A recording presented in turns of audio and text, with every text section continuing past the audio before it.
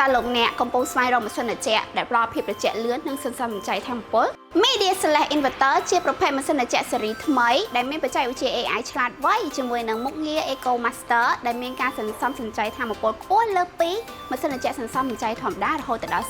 30% ដោយត្រួតពិនិត្យសីតុណ្ហភាពយ៉ាងជាក់លាក់និងផ្ដល់ខ្យល់ត្រជាក់ដោយផាសុខភាពកាសធាតុក្តៅខ្លាំងរាងកាយរបស់លោកអ្នកពិតជាពិបាកទ្រាំត្រូវការភាពត្រជាក់លឿនមុខងារ Cool Flash បន្ថយកម្ដៅនៅក្នុងបន្ទប់របស់លោកអ្នកបាន5អង្សាក្នុងរយៈពេលត្រឹមតែ10នាទីដើម្បីផ្ដល់ភាពត្រជាក់លឿនភ្លាមៗម៉ាស៊ីនត្រជាក់ Slash ដែលមានការអភិវឌ្ឍជាមួយនឹងសម្ភារៈគុណភាពខ្ពស់និងការរចនាឡើងដោយធន់នឹងការប្រើប្រាស់បញ្ចប់ជាមួយនឹងបញ្ហាច្រេះ Media Slash Inverter បានបំពាក់ជាមួយនឹង Hyper Graphene ដែលមាននៅក្នុងកន្ទុយម៉ាស៊ីនត្រជាក់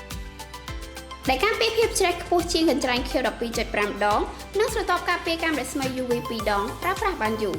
នឹងបានឆ្លងកាត់ការធ្វើតេស្តអាយុការប្រើប្រាស់បានយ៉ាងត្រឹមត្រូវតាមស្តង់ដារម៉ាស៊ីនត្រជាក់ Media ដំណើរការចាប់ពី 80V រហូតដល់ 265V